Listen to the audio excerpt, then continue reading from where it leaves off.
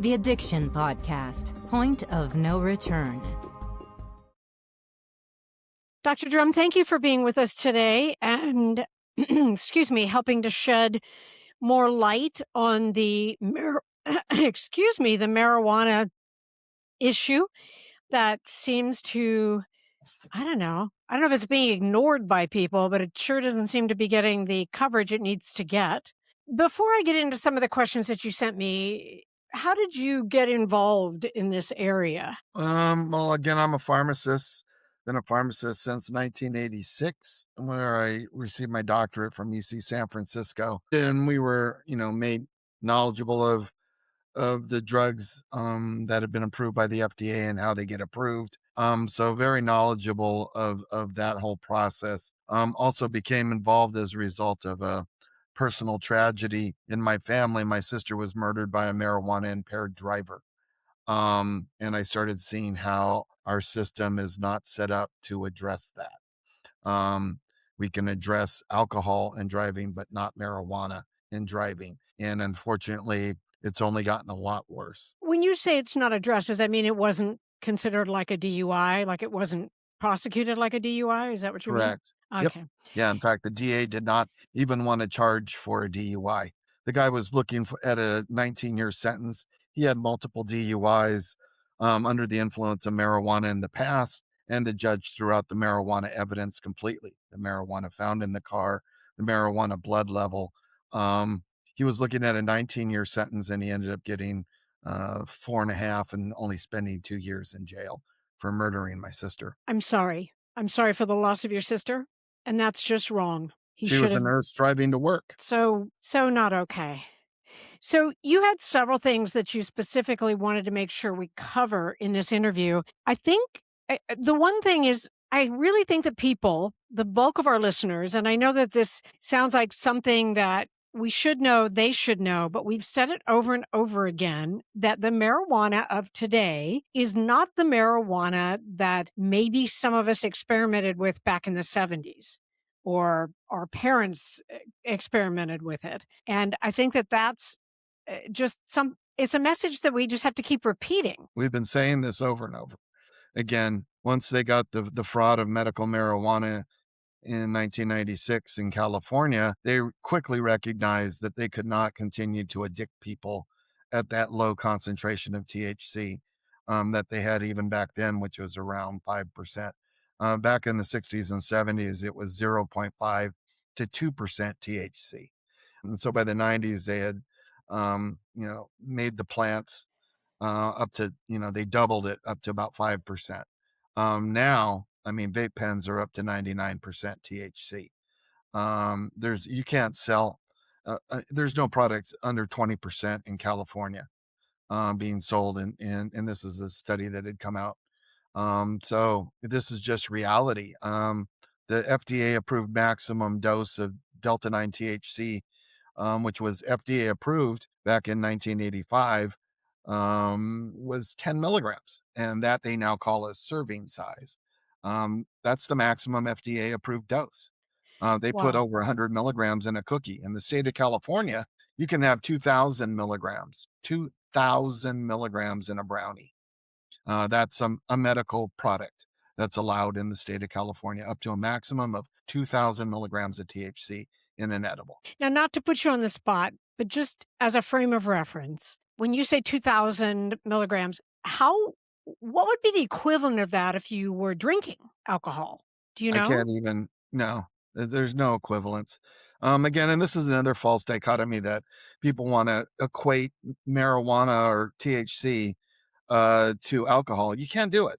We're talking 21 carbon chain molecule that's fat soluble THC as compared to a 2 carbon molecule of alcohol. Right. And so you want to call those the same, 2 versus 21? They're not even close. One's water soluble, one's fat soluble. And the most concerning thing about that is that we do know alcohol affects the brain, right? And that's a 2 carbon molecule because it's very small. You have a large molecule like THC, but yet most people don't realize, 60% of your brain is fatty tissue, 60%. And so fatty tissue absorbs that fat molecule very easily. very Wow. easily. And so it goes into the brain. It's not in the blood. That's why, again, only foolish people think that they can have a blood level. Again, it's like oil and water. How quickly do oil and water mix? You have to shake them up to get them to go together, and then they quickly separate. And Yep. that's what's happening in your bloodstream. It's quickly trying to get out of the blood, which is water, and go to fat stores in your body, like your Wow. brain. And so until we're able to actually test the level in the brain, then there's no such thing as a blood level of THC. It quickly leaves the bloodstream. Within 90 minutes, you lose or actually it's 80 minutes, you lose 90% of the THC level. From when somebody smokes, it rapidly peaks up and drops very quickly because it's getting out of the water. It's getting out of the bloodstreams. Unless you get, blood work done at the roadside, and that's assuming that they were just smoking as they were going down the road.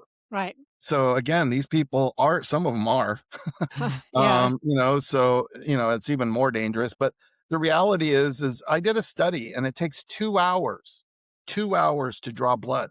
How long did I say it dropped to 90% drop? 80 minutes. So it takes 120 minutes to draw blood on average.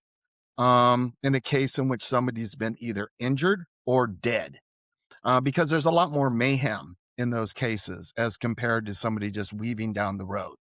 Right. So again, in a case in which somebody's been injured or killed, it takes 2 hours to draw blood. We did the study. We did it in Colorado, and I also did it again here in California. Exact same time frame, 2 hours to draw blood. Wow. Do So you, until our legal system wakes up and our judges wake up and realize that you cannot rely on a blood level. Again, the Department of Transportation knows this. They've done this back when they developed levels for drugs. Again, if there's any car crash or major car crash with involving a roadway incident, typically a school bus or an interstate truck, a boat crash, an airplane crash. If they look for any other drug other than alcohol is the only drug that they'll look for a blood level because that's been accepted by the legal system as a 0.08 nationwide. But all other drugs are a urine test for metabolites. So they've learned decades ago that you do not look for Delta 9 THC, you look for the metabolites. And there is a psychoactive metabolite the marijuana industry never wants to admit. There's two of them. There's the carboxy and the hydroxy metabolite. And so the hydroxy is more psychoactive than the parent compound THC. and that would show up in More. urine? And it shows up in urine. So what they've done in the state of California is they say, you can't look for the carboxy because it's not psychoactive. And I say, okay, look for the hydroxy instead. Very simple. And it's there and they test for it and it's more psychoactive. Now they're going to go, well, what's the level? And it's like, there is no level. There never will be a level. If it's present, that Delta 9, that THC backbone of all the carbons, your body does not make that. So if it's present, and they'll say, oh, it's in your urine for a week. Well, yeah, because THC is still in your body for a Right. week. Right. And it's taking that long for your body to get rid of it. And so if Wow. it's coming out in the urine, it's still in your brain. Fact. So is there any sort of push right now in any states? Are there any states that have sort of woken up, if you will, to doing any sort of urine tests that you know of? Not urine. But something that I did find out again after my sister was killed is that there have been other countries that have been using oral swabs at the roadside. For example, Australia for decades. And so I actually did get it uh, placed into law in the state of Michigan. I had a person whose parents were killed in the Upper Peninsula, and he made contact with me and said, how can I, in honor of my parents, do something to protect the rest of us? And I said, get oral swabs in your state. So oral And swabs would find it as well. You are listening to the Addiction Podcast, Point of No Return. For more information on the podcast or to reach out if you have a story you would like to share with us, go to our Facebook page by the same name, or you can email us at theaddictionpodcast@yahoo.com or go to our website, theaddictionpodcast.com. And please remember to subscribe to our podcast wherever you listen to podcasts and give us a 5-star review. We appreciate you listening to the Addiction Podcast, Point of No Return. We don't do this podcast because we are former addicts. We don't do this podcast because we have loved ones who have suffered from addiction. We do this podcast because we feel that addiction is one of the biggest problems facing the world today, and that no matter who you are, no matter your religion, no matter your income status, no matter your race, no matter anything about you, addiction affects you. Many listeners tell us they want to join the fight, but do not have the time or money to act, lobby, or just help. If that's you, go to www.patreon.com/theaddictionpodcast and see how you can help. And so, in fact, the Department of Transportation, the DOT, is now accepting oral fluid for drug testing.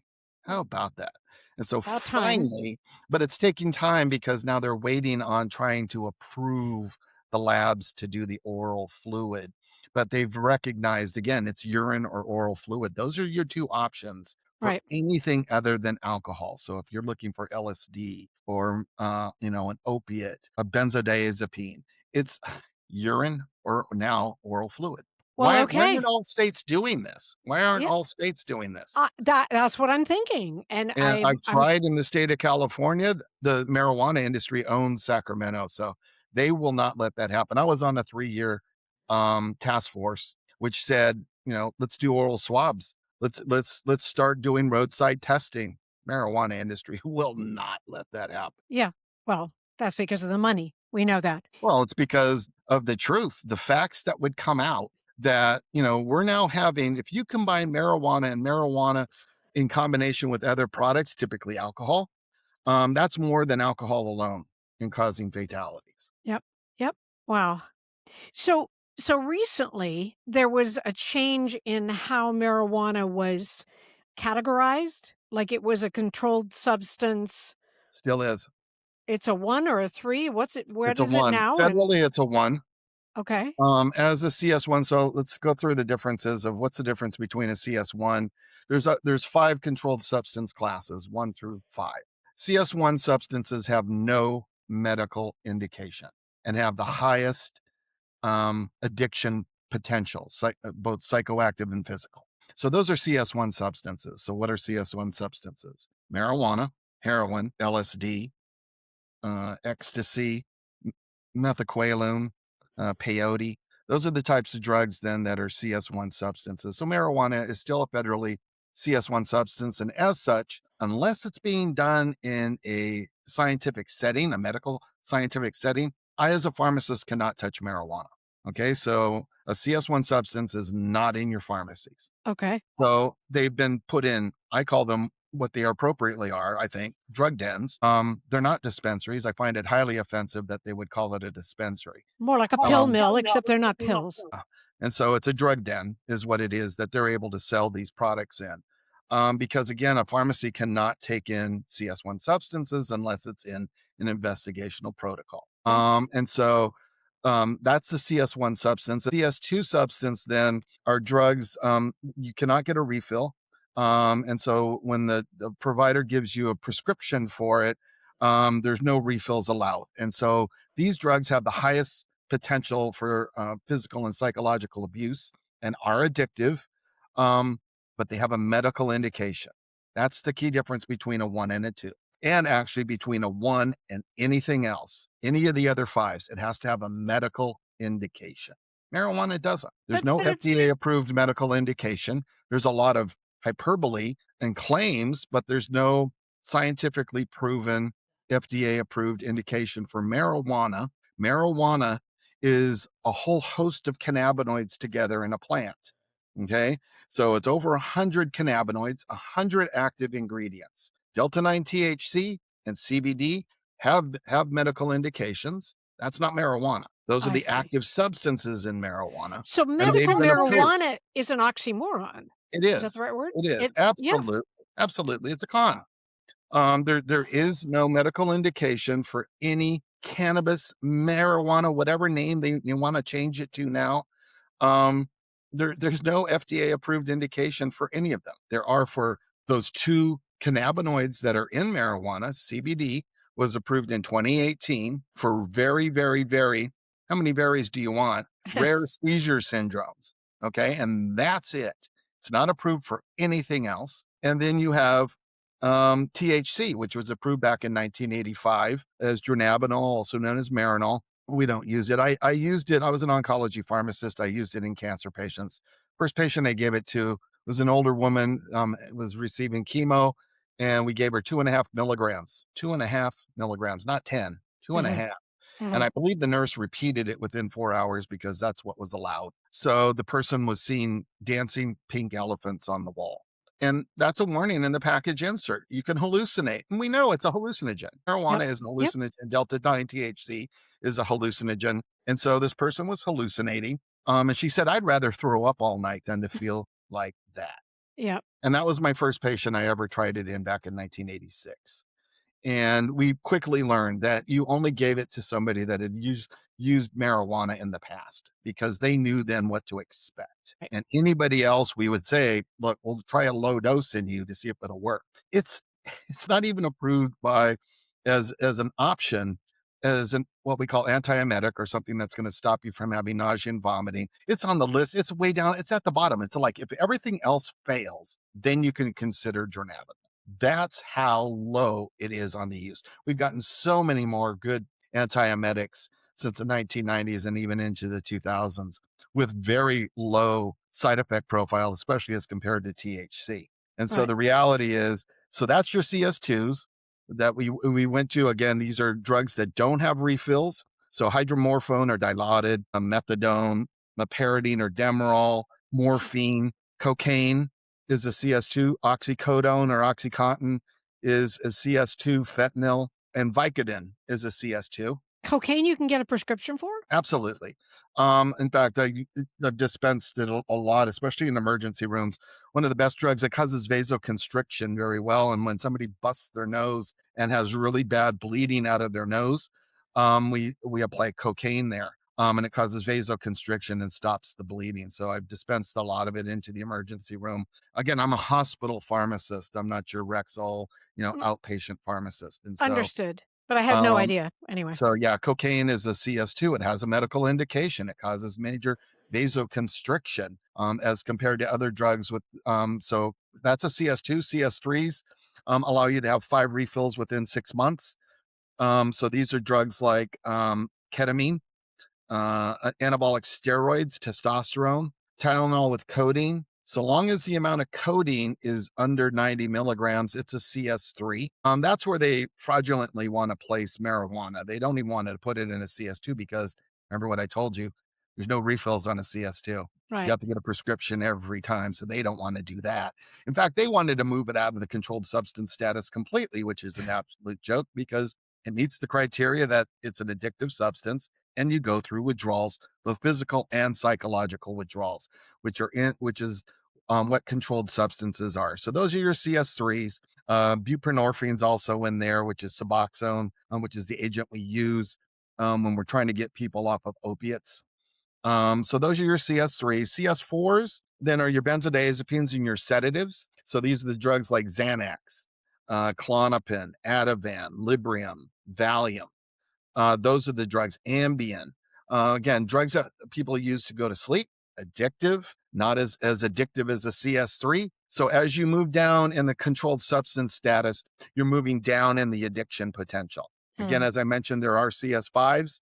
CS5 drugs are things like pregabalin, suppositories of opium, Lamodal, which is a drug we use to stop people from having too much diarrhea, because again, we know the opiates slow the GI tract down. So Oh. if you're having problems, cough preparations with low amounts of codeine in it are CS5. So those are the 5 levels. They want to move it to a 3. They wanted to move it out and not even call it a controlled substance, which is an absolute joke. Um, I so had thought again, I'm sorry, Doctor Drum, but I had thought it had been moved to a 3. No? no, no, Okay, no. good. It's just Alright. recommended by the president at this time. They have to go through all the requirements. Again, the people that actually moved move it from a CS1 to a CS3. I actually didn't know that it was ultimately under the Department of Justice. And I found this out that it was Health and Human Services under Javier Becerra created a fraudulent document to claim from the Health and Human Services side that it was medicine. And they used a whole new host of definitions of what a medicine is to try and then move it over to the DOJ side. DOJ, so the Controlled Substance Act is under the Department of Justice and the DEA, Drug Enforcement Agency. That's the controlled substances are under their side. And so Pam Bondi now is the key person. Again, I'm blanking on his name, but the previous attorney general said, oh, okay, it's okay to go ahead and move it to a CS3. This was under the Biden administration, but there was a DEA leader that stopped it and said, we have to have a judicial review of this first. And so that's when I stepped forward and said, I'll educate that judge on what the judicial review should be of marijuana. He ended up moving the date back. Originally, it was supposed to start in early January of 2025. He moved it back into around January 20th. And because the Trump administration was coming in, they put a kibosh to anything that the Biden administration was attempting to move forward, including changing marijuana to a CS3. Now, unfortunately, now he's created a document that says, yeah, I support making it a CS3. And I want everybody to remember exactly what Trump said. Making it a CS3 substance will aid in the study of marijuana. Why would you say that? That doesn't make any sense. It's a complete falsehood. And it's because it's one of the many lies that the marijuana industry says. And so let me just lay it out for you as to how many studies have been done with marijuana. How many do you guess? None. No, it's a CS1 substance. And as I said, we can have CS1 substances that we can study. We've had 11,309 projects. Okay. Per the NIH reporter, National Institute of Health reporter, contains both drug studies that have been funded by the government and some that haven't. It doesn't include all of the drug studies that have been done by the drug companies as well, though. And the federal government does fund these through the National Institute of Health. And so marijuana has been studied, and this is since 1985, over 11,309 studies when I did the search on NIH Reporter for marijuana or cannabis. 11,000 studies came up on March 1st of 2026, going back to 1985. Okay. That's at a cost of $4.7 billion with a B dollars that your tax dollars have paid for marijuana studies. So does that sound like we're having a hard time performing studies with marijuana? We've had 11,000 since 1985. Yeah, no. Well, the other thing that I wanted to share with the judge, and I'll share with you, these numbers now are from when I did the studies back. Like I said, I just did it in March. But when I did it in November of 2024, because I was preparing to go talk to the judge in January 2025, back then there was 10,800 studies. So now there's 11,300. Okay. But let's compare it to some other drugs. Let's compare it to morphine. Morphine had 9,700 studies at a cost of $2.8 billion. Okay. Fentanyl had 1,103 studies at a cost of $320 million. Penicillin, I'll know penicillin, 900 studies at a cost of $1.1 billion. So again, we're talking 4.7 billion, 11,000 studies, and it's been a CS1 substance all this time. How about omeprazole? That's a drug used for your stomach. 87 studies at 85 million. How about semaglutide, Ozempic? A lot of people have heard about Ozempic, right? Semaglutide, it has 3 FDA-approved medical indications. 79 studies at a cost of $57 million. Marijuana, 11,309, cost of $4.7 billion, and not one FDA-approved indication. So changing it to a CS3 is going to magically increase the number of studies? Yeah. I think we've had enough. Yeah, I think so too. And I think if those studies said that it should stay as CS1, then it should. I mean, I'm not in charge, but so have you gotten in front of the judge, or are you still waiting to do that? No, still waiting, but I think right now it's not going to occur. They're going to, restart it all over again, and I'll apply again to be able to speak to the judge if they're, because again, it has to go through HHS has to give the thumbs up that it's a medicine, and DOJ has to give thumbs up that it's control and to move the controlled substance status. Okay. And again, I'm waiting to see the fraudulent document that comes out of the HHS to once again claim it's a medicine when it isn't, because it hasn't been FDA approved. Let's see the FDA step up. FDA, why Yeah, don't you exactly. approve marijuana as a medicine? You haven't done it yet, and you never will. Because You know, here's the reason why. I don't Here's know the if it's, reason why. sorry. I have to, as a pharmacist, I have to know the active ingredient. Okay. And that's what's in my package inserts that I get from the Food and Drug Administration.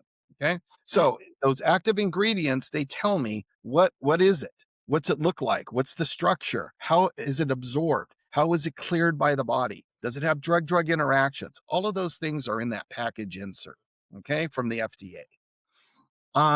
So we know that marijuana has over 100 cannabinoids. They don't like THC. They don't like marijuana or marinol because marinol is not their beloved plant. And they claim it needs all of those other cannabinoids for it to work properly. Okay, I'll give you that. Tell me what the absorption characteristics are and the dose for cannabinoid 67. Tell me what the drug-drug interactions are for cannabinoid 35. Tell me the absorption characteristics of cannabinoid 98. You can't do it. You can't do it. Yet they're going to sit there and say, we need them all. Okay, well, I need the drug-drug interactions with cannabinoid 66. I need to know what the dose is for cannabinoid 13. Get it? And they'll never be able to do that. That's why it's a fraud. Let's look at the studies. How many written publications are there? This is what's in what we call PubMed. PubMed is the National Library of Medicine, and it contains Medline and life science journals and online books. And if you look up medical marijuana, we've had a report even back to 1945 on medical marijuana. Okay, and I know my previous Senator Feinstein was also working with the current Senator Cornyn in trying to get more studies with medical marijuana.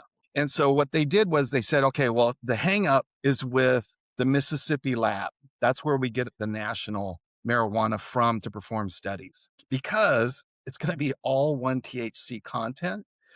It's going to be clean from the heavy metals and pesticides and fungi that are in the marijuana that's being sold in the States now. And again, we've caught the state labs fraudulently creating reports. So I can safely say that. And so they opened it up. They said, we need to do more studies with marijuana. So we need to have more sites be able to make the marijuana. We need to have our drug dealers be able to be part of this scheme. Okay. And so guess what? They have to follow a lot of rules and protocols to create that marijuana and test it to make sure it's free of pesticides and herbicides and fungicides and bacteria.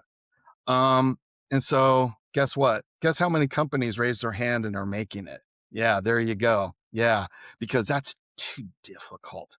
And if it was real and they gave more money to marijuana research, okay, and so what happened to the studies? Well, they peaked. Look at that. They peaked. And so now the number of studies, you can see they were going low and they went up. And again, this going up is around the 20 teens. And so the number of studies peaked at around 2019, 2020. In 2020, it had 919 studies per year coming. Dr. Drum, can you send me that piece of paper? Are you able to send Sure. it to me? Because I'll pop it up on the screen. It didn't show up Sure. very well, but I'll put it up there. Sure. So 919 reports coming out in PubMed with the term medical marijuana, 919. But since then, you can see what happened. It dropped off. Yep. Boom.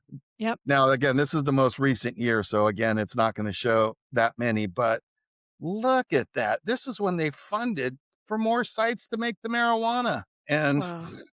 the number of studies actually went down. Wow.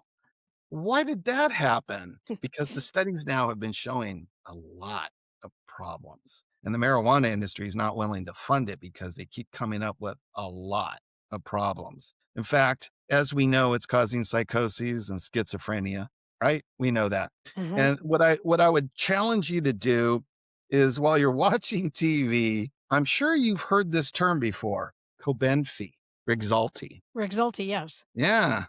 How about Estelo and Caplypta?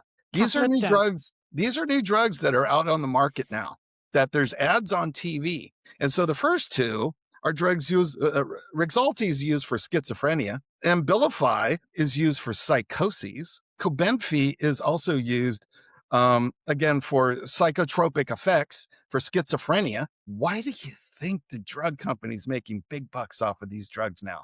Is it because we have a huge amount of marijuana users that are having schizophrenia and psychoses? And now we need to treat that, and we're treating that with pharma drugs. You know, pharma, the marijuana industry loves to hate pharma and says, oh, our drug's so much better than their drugs. Well, they're making money off of the fact that you're selling your marijuana, and now you have to take schizophrenia drugs because you've caused schizophrenia. The last two, the Austedo and Caplypta, those first drugs, especially the older drugs. So a lot of people, of course, can't afford the new drugs. So they get older drugs for schizophrenia. Older drugs are like Haldol, okay, Thorazine, Compazine. Those are drugs that we use for schizophrenia and psychoses, okay, especially schizophrenia. Those drugs cause what we call tardive dyskinesia. Yes, they or do. TD. Yep. And so now you're hearing about on TV of those tics and things that people have. And now you need a From the drug to handle tardive, that. Yeah. now you need a drug to Yep. handle that. And Yep. pharma's right there to help you Yep. with it, because Oh, yeah. now marijuana is causing the schizophrenia, which now leads you to use the schizophrenic drugs, which cause tardive dyskinesia. And now you get to take another drug for that. Yep. So Yep. follow the dots. Yep. Follow what's happening in our society as a result of marijuana legalization. Wow. Well, let me ask you a question, Dr. Drum. If any of our listeners are as outraged about this as I am, what can they do? Who can they write to? What can they say? Well, I think the top thing to do is tell the Trump administration you should not be moving marijuana to a CS3. You're only going to make things much, much worse. Why don't you start looking into who's growing the marijuana in the United States of America? Why don't you look into that? Because it tends to be a lot of drug cartels already here in the US. In Northern California, it's horrendous. Again, we have Russian cartels, Mexican cartels, Chinese cartels all throughout the country. Oklahoma knows about it very well, Yep. that they've had major problems. Also, Maine is another state so we need to be reversing this. We need to be stepping back and saying, no, this is a CS1 substance, and we are not going to approve this. It's going to remain a CS1 substance until we have an FDA approval for all 100 plus cannabinoids that are found in marijuana. Again, I personally, I've been a pharmacist for 40 years. I haven't seen a medicine that is smoked, that you smoke and create carbon residue from it. If somebody can show me that FDA approved drug, I'd love to see it. We do have drugs like albuterol and things, but that doesn't create carbon residue. It's a medication that we may use. So they want to claim this as medicine. It's a new way of creating medicine. It's also more carcinogenic than tobacco. Fact. There are more carcinogens than tobacco in marijuana. Fact. In the state of California, it's on our Prop 65 list, which are the drugs that may cause mutagenic, carcinogenic effects. And marijuana is in there, but yet California approved it. But you approved a drug that you already acknowledge is a mutagen and a carcinogen? Wow. Dr. Drum, tell me again the number of studies since 1985 and the dollars you told me, because I'm going to put it in the show notes, and I'm going to put a way to email the president and just suggest that people put these facts forward. Yeah. It's 11,309 is what I got on March 1st. Okay. Again, this is an old paper that I was planning. This was, like I said, let me see if I can get this in. There it is. Kind of, yeah. And so this was the table I had created back in November of 2024, and shows you, depending on what the search term is, how many studies and how much your taxpayer dollars have gone for these drugs. And I could send this to you.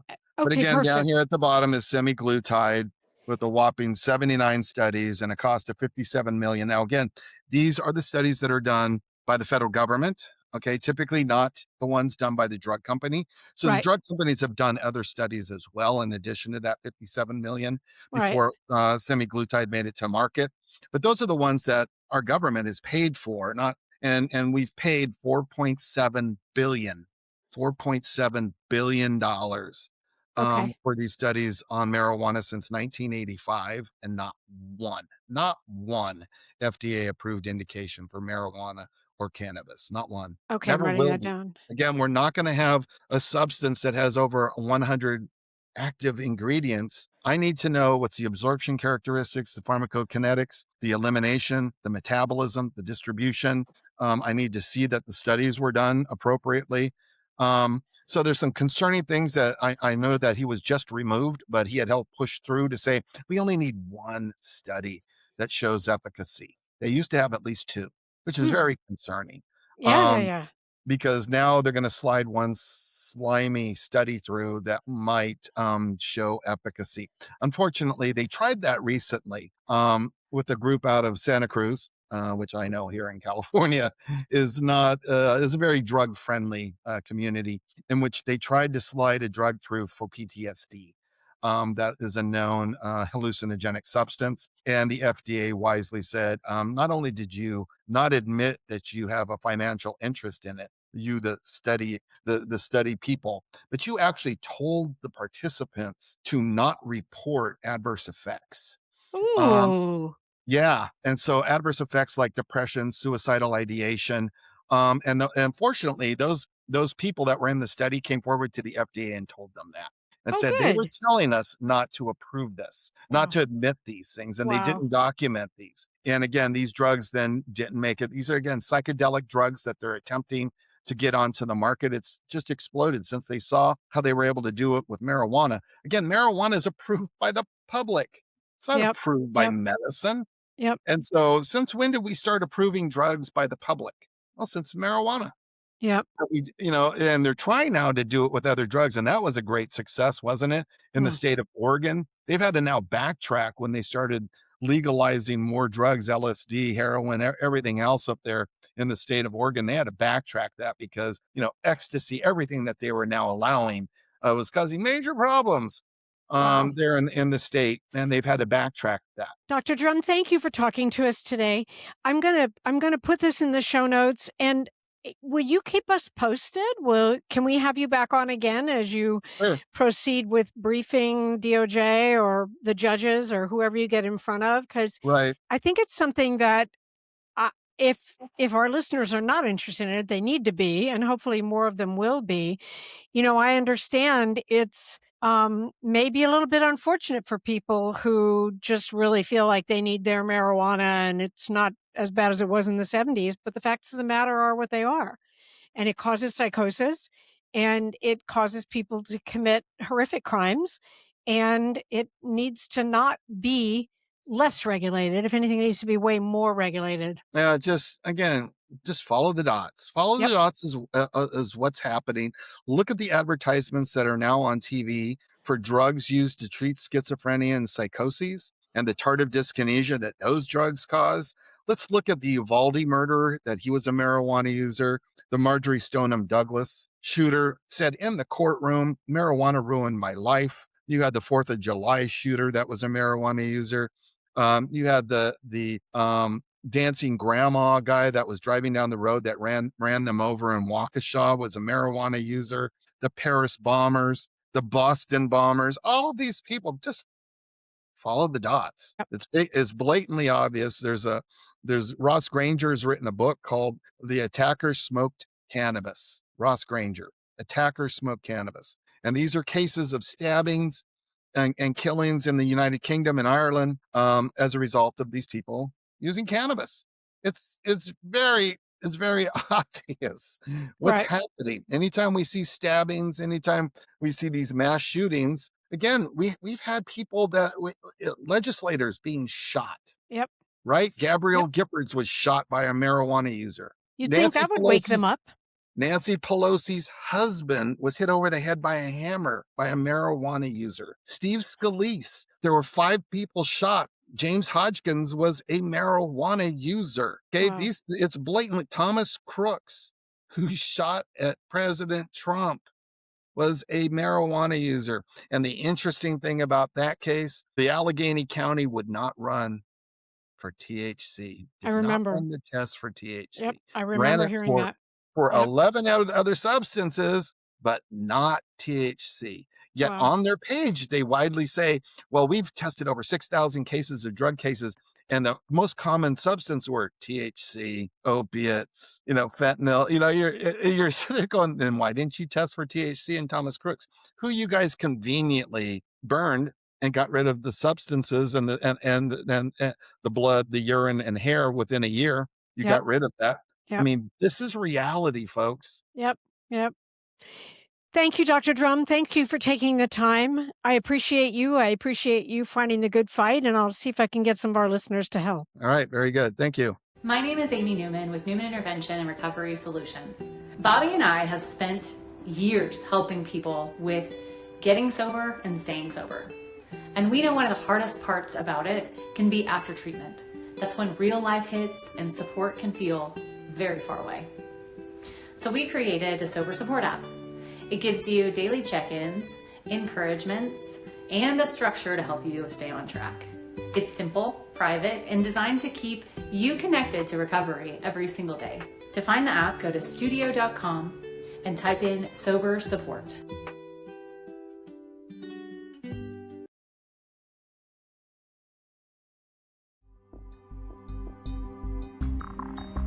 You have been listening to the Addiction Podcast, Point of No Return. For more information, reach out to us on Facebook or go to www.theaddictionpodcast.com. Our email is theaddictionpodcast@yahoo.com.